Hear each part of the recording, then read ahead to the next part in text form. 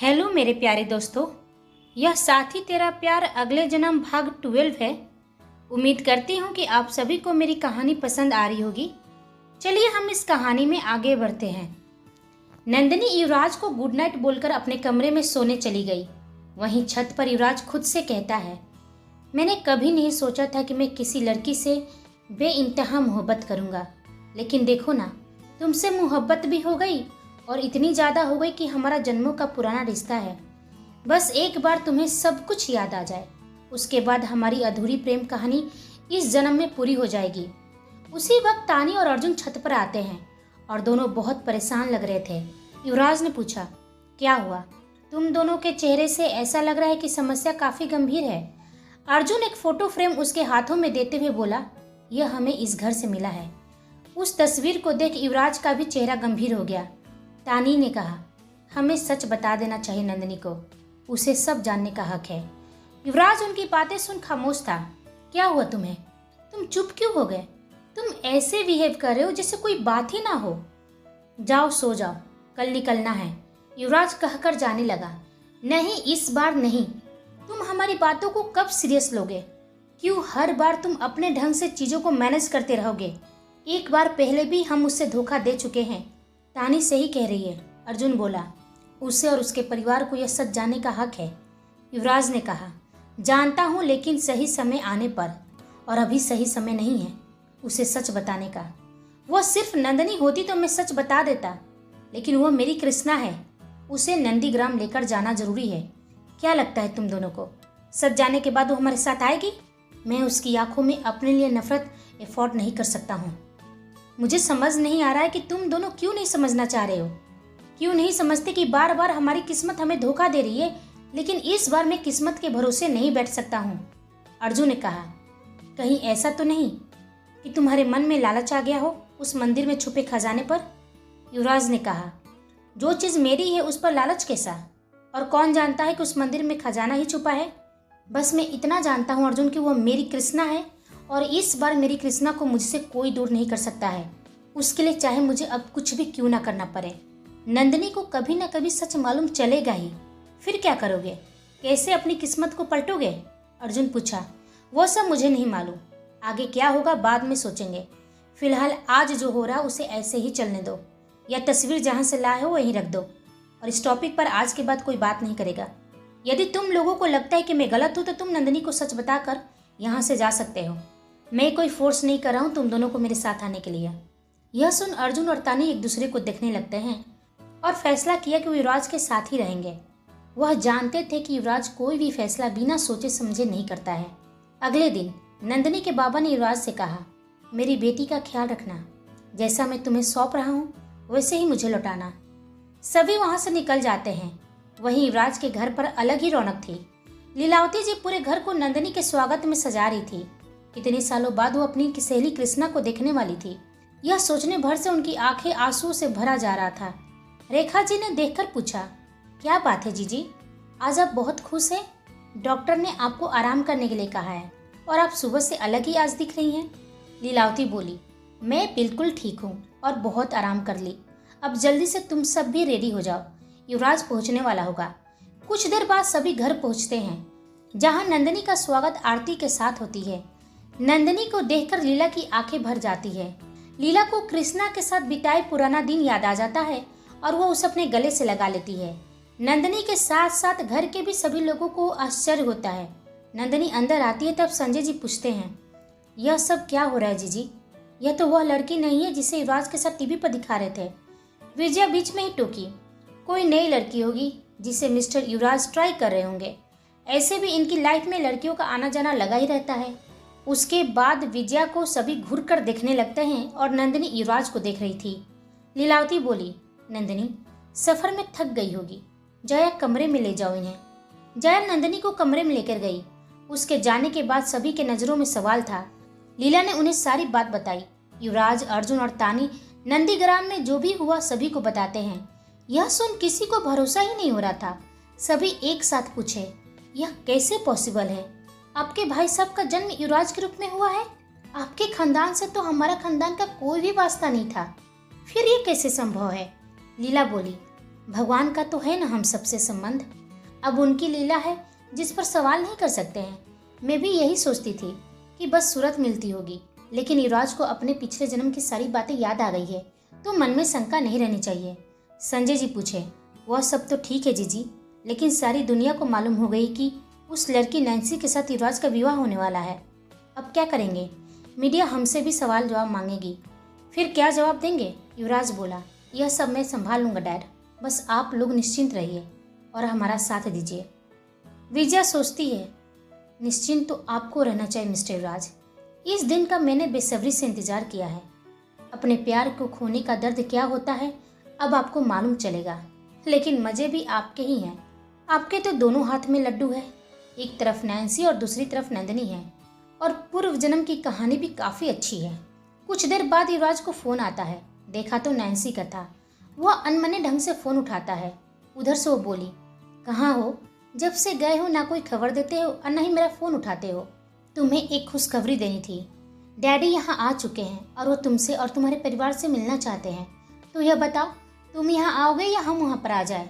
युवराज ने कहा, हम वहाँ जल्दी आ रहे हैं। युवराज, किसका फ़ोन था? लीलावती पूछी। कल नंदीग्राम के लिए निकलना है बड़ी माँ। ठीक है, तब मैं भी साथ में आऊँगी। युवराज ने सवाल किया, लेकिन क्या आपका जाना अभी ठीक होगा? वह बोली, बहुत भाग ली अपने गांव से, अब लौटने की बारी है। सवाल मेरे भी मन में है कि वसुंधरा कैसे बच गई थी और इतने सालों से उसने मुझे ढूंढने की कोशिश क्यों नहीं किया। यदि वसुंधरा है तो बलदेव भी होगा। अगले दिन नंदिनी, युवराज, लीला के साथ में अर्जुन, तानी नंदीग्राम के लिए निकलते हैं। वहां पहुंच सभी होटल करते हैं। युवराज बोला, बड़ी माँ आप नंदिनी के साथ यहीं रुकिए, मैं अर्जुन और तानी के साथ पैलेस जा रहा हूँ, एक बार उन्हें झटका देकर आता हूँ, उसके बाद आपको देखकर तो पक्का ही वो चौंक जाएंगे। युवराज पैलेस पहुंचता है जहां बलदेव और उसका आमना सामना होता है। बलदेव बार बार अपनी आंखों को साफ कर रहा होता है। उसे यकीन नहीं होता है कि सामने खड़ा व्यक्ति युवराज का हमशक्ल हो सकता है। युवराज भी बलदेव को देखकर हैरान था और अब उसके मन में शंका गहरा हो रहा था। बलदेव ने कहा, वेलकम टू माई पैलेस, जो जल्द तुम्हारा होने वाला है, तुम्हारे और मेरी बेटी के विवाह के बाद। लेकिन तुम अकेले आए हो, परिवार वाले कहाँ हैं? उनसे कब मिलाओगे? युवराज ने कहा, उसकी ज़रूरत नहीं पड़ेगी, क्योंकि अब मुझे पैलेस नहीं चाहिए, और जब पैलेस मुझे नहीं चाहिए तो विवाह तो अब होने से रहा। यह सुन बलदेव और वसुंधरा को जोर से झटका लगा और साथ में नैन्सी को भी। बलदेव गुस्से से तिलमिला गया और बोला, यह क्या बेहुदा मजाक है? यदि मजाक है तो हमें बिल्कुल पसंद नहीं है। सारी मीडिया में तुम्हारी और मेरी बेटी की शादी के चर्चे हो रहे हैं और ऐसे में अब तुम पीछे हट रहे हो, यह सही नहीं है। मेरे सगे रिश्तेदार सभी को मालूम है और अब तुम इस विवाह से पीछे नहीं हट सकते हो मिस्टर युवराज। युवराज फीकी मुस्कान के साथ बोला, मैं भी आपकी बेटी के साथ विवाह करना चाहता हूँ, लेकिन क्या करूँ, मेरी एक मजबूरी है और मेरी मजबूरी मुझे यह विवाह करने से मना करी है। उसकी बातें सुन बलदेव को थोड़ा अजीब लगा और पूछा, कैसी मजबूरी? युवराज ने कहा, यदि आप चाहते हैं कि मैं आपकी बेटी से विवाह करूं तो आपको मेरी एक शर्त माननी होगी। आपको इस हवेली का सारा इतिहास पूरे मीडिया के सामने लाना होगा। लोगों को बताना होगा कि इस पैलेस का असली मालिक कौन है। बलदेव ने कहा, कैसी बातें कर रहे हो? इस पैलेस का असली मालिक मैं हूँ, मैं ही हूँ इसका ऑनर। युवराज ने कहा, नहीं, आप इसके ऑनर नहीं हो। एक बात समझ लो, कुछ इतिहास कागज़ों में लिखी जाती है तो कुछ इतिहास जन्मों में। कागज़ को जलाया जा सकता है, लेकिन इतिहास को मिटाया नहीं जा सकता, भले उसे दबाया जा सकता है। यदि आपने मीडिया के सामने पैलेस का असली ऑनर का नाम ले लिया तो ही मैं आपकी बेटी से विवाह करूंगा। युवराज अच्छी तरह से जानता था कि बलदेव कभी भी मीडिया के सामने नहीं आएगा और वह इस पैलेस का असली ऑनर का नाम कभी नहीं बताएगा, इसलिए उसने ऐसी शर्त रखी थी। वसुंधरा देवी पूछी, तुम तो ऐसे कह रहे हो जैसे तुम्हें इस हवेली की असली ऑनर का नाम मालूम है, इसका इतिहास मालूम है। युवराज ने कहा, बिल्कुल हो सकता है कि मुझे सच मालूम हो या मैंने सच मालूम कर लिया हो, लेकिन वसुंधरा जी, यह तो मैं पूरे यकीन के साथ कह सकता हूँ कि आप दोनों इस पैलेस के ओनर नहीं हैं। चलता हूँ, जब मूड बन जाए तो कॉल कर देना। यह कह युवराज वहाँ से चला गया। वसुंधरा ने कहा, भाई साहब, क्या यह सिर्फ इत्तेफाक है? यह तो वही बात हो गई जब आपने एक बार युवराज को विवश किया था मुझसे विवाह करने के लिए। इसे हमारे बारे में क्या मालूम चल गया है? यह कौन सा सच बताने की बात कह रहा है? हमें तो बहुत डर लग रहा है भाई साहब, कहीं वो लौट तो नहीं आया है।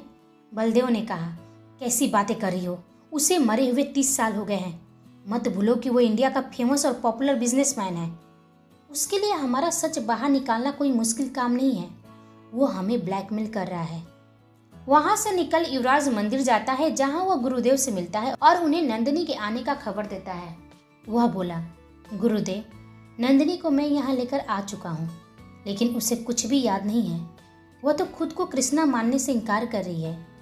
क्या मैं उसे यहाँ लेकर आऊँ?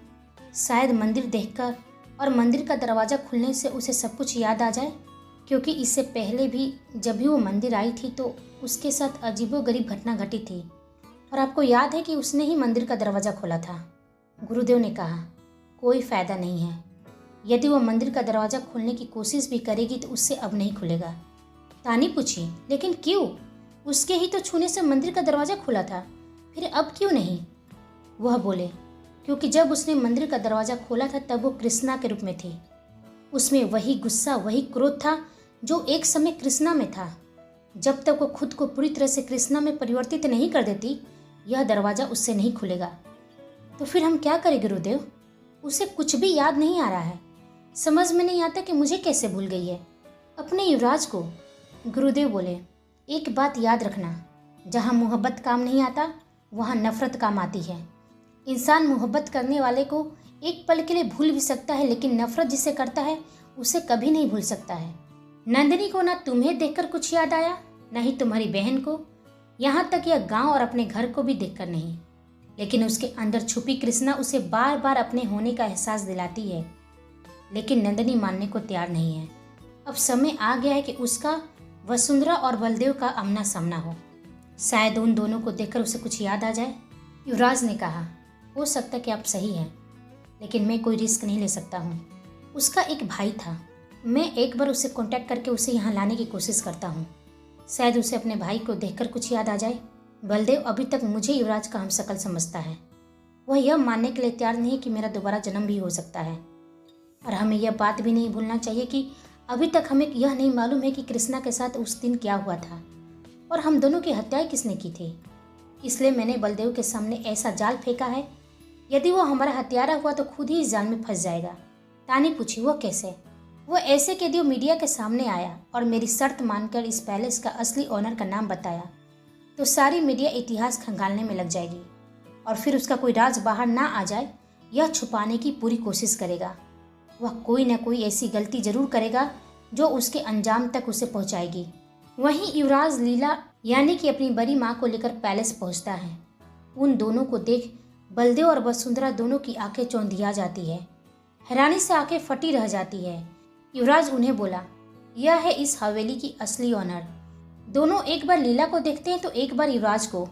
बलदेव उसे देखते ही खुशी का नाटक करते हुए कहा, लीला, तुम इतने सालों बाद लौटी हो अपने गांव। अब तक कहाँ थी तुम? तुम्हें देखने के लिए मेरी आंखें तरस गई थी। मौका देख वसुंधरा भी बोल पड़ी। लीला, गले लगते हुए, कैसी हो? हमें अब तक यकीन नहीं हो रहा कि तुम हमारी आंखों के सामने हो। लीला और युवराज वहीं सोफे पर बैठ उन दोनों की नौटंकी देखकर फीकी मुस्कान दे रहे थे। युवराज ने कहा, मैंने कहा था ना, जो मेरा है मैं उसे वापस लेकर रहूँगा। बहुत राज कर लिए तुम दोनों यहाँ पर, अब निकलो यहाँ से। अब तुम दोनों का जेल जाने का वक्त आ गया है, निकलो अभी के अभी। वसुंधरा यह सब सपने में देख बरबरा रही थी। हमें मत निकालो, यह हमारा पैलेस है। बलदेव पानी से भरा जग उसके ऊपर उड़ेल देता है। बचाओ बचाओ कहते हुए उठ जाती है। भाई साहब, आप हैं? क्या नींद में बरबरा रही थी? बलदेव ने पूछा। भाई साहब, हमने एक बहुत बुरा सपना देखा। लीला और युवराज लौट आए हैं और हमें हमारे ही पैलेस से धक्के मारकर निकाल रहे हैं। बलदेव ने कहा, अब बस भी करो। कितनी बार कहा है तुमसे, ना ज़्यादा सोया करो और ना ही सपने देखा करो। जब देखो मेरा दिमाग खराब करके रखती है। एक तो मैं पहले से ही यहाँ परेशान हूँ। वह युवराज का शर्त सुनकर, यदि मैंने इस पैलेस का असली ऑनर का नाम बता दिया तो मीडिया हाथ धोकर मेरे पीछे पड़ जाएगी, और जिस इतिहास को मैंने अपने हाथों से मिटा दिया था उस इतिहास के बारे में किसी को मालूम नहीं होनी चाहिए। इसलिए कह रहा हूँ कि शांत रहो। जब तक मैं हूँ कोई हमसे हमारा कुछ भी नहीं छीन सकता है। लेकिन वसुंधरा को अब पूरा यकीन हो चला था कि युवराज ही है वो। यह भाई साहब की आंखों पर अपने अहंकार और झूठे विश्वास की पट्टी बंधी हुई है, दिखाई नहीं देता और ना ही मानने के लिए रेडी है। लेकिन हमारा दिल कह रहा है कि वो कुमार युवराज ही है। हमने कुमार युवराज के साथ समय बिताया है, इसलिए हम उसे पहचानने में धोखा नहीं खा सकते हैं। हमें तो पहली बार में ही लग गया था कि वह वही है, लेकिन भाई साहब की बातों में आकर हमने भी मानने से इनकार कर दिया। अब हमें युवराज से स्वयं बात करनी होगी और हमें मालूम है कि हमें उससे क्या कहना है। वसुंधरा युवराज पर नजर रखने लगती है। वह मौके की तलाश में रहती कि कैसे वो युवराज से अकेले में बात कर सके। वहीं दूसरी तरफ युवराज नंदिनी को वहाँ लेकर जाता है जहाँ जहाँ उसका कृष्णा के साथ यादें थी, लेकिन उसके अंदर कृष्णा और नंदिनी के बीच के जंग में हमेशा नंदिनी की ही बातें सुनती है। एक दिन नदी किनारे अपनी तरफ वो किसी को आते हुए देखी जो उसे दीदी कह रहा था। उसे देख नंदिनी बोली, ए बुढ़े, खुद की उम्र नहीं देखी जो मुझे दीदी कह रहा है। वह नंदिनी को बड़े प्यार से देखकर कहा, मैं आपको याद नहीं हूँ दीदी, मैं आपका मुन्ना हूँ। याद है अम्मा आपको डांटती थी तो उनके डांट से मैं आपको बचाता था। आप कहाँ चली गई थी? आपके जाने के बाद सब कुछ बर्बाद हो गया था। नंदिनी समझ गई कि यह कृष्णा का बात कर रहा है। वह बोली, देखो मैं तुम्हारी कृष्णा दीदी नहीं हूँ, मेरा यकीन करो, मेरा नाम नंदिनी है। और फिर युवराज से बोली, युवराज यह कोशिशें करना बंद करो। यदि मैं कृष्णा हूँ तो मुझे कुछ याद क्यों नहीं आ रहा है? युवराज ने कहा, तुम मुझ पर विश्वास करती हो ना, बस तुम इतना जानो कि तुम्हें सब कुछ याद जरूर आ जाएगा। और वहीं एक दिन वसुंधरा को मौका मिल गया युवराज से अकेले में बात करने का। युवराज ने पूछा, आप मुझे यहाँ क्यों बुलाई हैं? ऐसी कौन सी बात करनी थी आपको मुझसे? वसुंधरा बोली, हम घुमा फिरा कर बात नहीं करेंगे युवराज, इसलिए हम सीधे मुद्दे पर आते हैं। हम जानते हैं कि आप ही युवराज हो, तो इसमें आपको कोई शक है क्या? मैं मिस्टर युवराज सिंह राठौर ही हूँ। वह बोली, कोई शक नहीं है, लेकिन हम आपके इस नए जन्म की बात नहीं कर रहे हैं, आपके पूर्व जन्म की बात कर रहे हैं, जहाँ हम आपकी पत्नी थे। यह सुन युवराज को शौक लग गया, लेकिन वह अनजान बनते हुए बोला, मुझे नहीं मालूम कि आप किसके बारे में बात करी हैं, मुझे कुछ भी नहीं समझ में आ रहा है, और यदि आपने इस बारे में बात करने के लिए मुझे बुलाया है तो मैं चलता हूँ। देखो युवराज, हमें पूरा यकीन है कि आपको अपना पूर्व जन्म याद आ चुका है, क्योंकि जब हम पहली बार आपसे मिले थे तब में और अब में बहुत अंतर है। हमने साथ में भले ही कुछ ही पल गुजारे हैं, लेकिन आपको पहचानने में धोखा नहीं खा सकते। आपके मन में बहुत सारे सवाल होंगे, बस आपसे एक रिक्वेस्ट करती हूँ कि आप एक बार हमें लीला से मिला दीजिए। आपके सारे सवालों का हम जवाब देंगे। यह आखिरी मौका है। हम जानते हैं कि आप उन सवालों का जवाब ढूंढ रहे हैं जिसका जवाब अभी तक आपको नहीं मिला है। वादा करते हैं कि हम पूरी मदद करेंगे। फिर आप हमसे मत कहिएगा कि हमने आपसे कुछ कहा क्यों नहीं। युवराज ने कहा, आप क्या बोल रही मुझे समझ में नहीं आ रहा है, चलता हूँ। उसे रोकते हुए वसुंधरा बोली, सोच लीजिए युवराज, आप हमारे यकीन को डगमगा नहीं सकते हैं, चाहे आप जितनी भी कोशिश कर लीजिए। लेकिन हमें पता है कि आप ही कुमार युवराज हो, लेकिन हाँ, हम आपकी मदद जरूर कर सकते हैं। आपको क्या लगता है कि आप भाई साहब के सामने यूं ही शर्त रखिएगा और भाई साहब मीडिया के सामने आ जाएंगे? कभी नहीं। लेकिन आपके मन में जो भी शंका है वो हम दूर कर सकते हैं। हम आपके साथ हैं युवराज। इतने साल हमने लीला को ढूंढने की बहुत कोशिश की, हम जान गए हैं कि वो जीवित है। प्लीज़ एक बार हमें उनसे मिलने दीजिए, आपकी सारी शंका हम दूर कर देंगे। बस एक मौका तो दीजिए हमें। युवराज सोचता है, क्या करूं, इन पर भरोसा करूं? मुझे अच्छी तरह से याद है कि वसुंधरा ने हमेशा मेरा साथ ही दिया था। मुझे एक मौका इसे ज़रूर देना चाहिए। जानने की कोशिश तो करना चाहिए कि इसने बड़ी माँ को ढूंढने की कोशिश क्यों नहीं की और मुझसे झूठ क्यों बोला था पैलेस को लेकर। युवराज वसुंधरा को लेकर होटल जाता है, जहाँ लीला उसे देख हैरान हो जाती है, लेकिन वसुंधरा उसे देख खुश हो जाती है। वह लीला को गले से लगाकर फुट फुट कर रोने लगती है। आप कहाँ थी लीला? हमने आपको कहाँ कहाँ नहीं ढूंढा, कहाँ चली गई थी आप? लीला ने कहा, यही सवाल मैं भी कर सकती हूँ। जब मैं हवेली आई थी तो तुम वहाँ नहीं थी, तुम कहाँ थी? वसुंधरा ने कहा, जब आप हवेली आई थी तो हम अपनी जान बचाकर भाग रहे थे। उसने हमारी आंखों के सामने माँ और पिताजी का कत्ल कर दिया और फिर हमारी तरफ बढ़ रहा था। हम छुप कर किसी तरह अपनी जान बचाकर हवेली से बाहर निकल आए।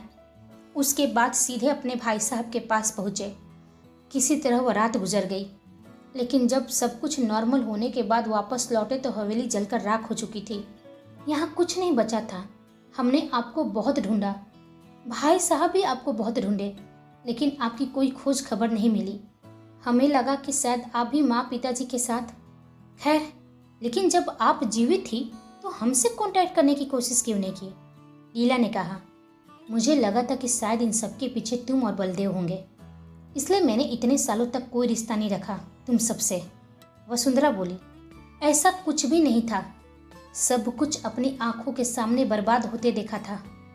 कुछ नहीं बचा था हमारे पास। पूरा गांव धीरे धीरे बर्बाद हो रहा था। जो भी था उसे लेकर हम विदेश शिफ्ट हो गए।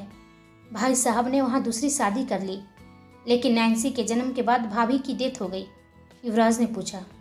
तो फिर इतने सालों बाद नंदीग्राम लौटने का उद्देश्य क्या है? और आप लोग उस मंदिर के दरवाजे के पीछे क्यों पड़े हुए हैं? क्या है उस दरवाजे के पीछे? वसुंधरा ने कहा। हम नहीं जानते हैं। भाई साहब वो दरवाज़ा खोलना चाह रहे थे, क्योंकि दरवाज़ा काल नक्षत्र में ही खोला जा सकता है। जब वो दरवाज़ा पहली बार बंद हुई थी तब भी काल नक्षत्र ही चल रही थी, और यह नक्षत्र कई सालों बाद आया है। लेकिन हम कृष्णा से मिलना चाहते हैं। यह सुन युवराज और लीला दोनों चौंक जाते हैं कि वसुंधरा को कृष्णा के बारे में, यानी कि नंदिनी के बारे में कैसे मालूम है। क्या होगा इस कहानी का अगला पड़ाव, हम जानेंगे अगले भाग में। तब तक आप हमारे चैनल के साथ बने रहिए। लाइक, शेयर, कमेंट और सब्सक्राइब करना बिल्कुल ना भूलें। आप सभी को मेरी कहानी सुनने के लिए धन्यवाद।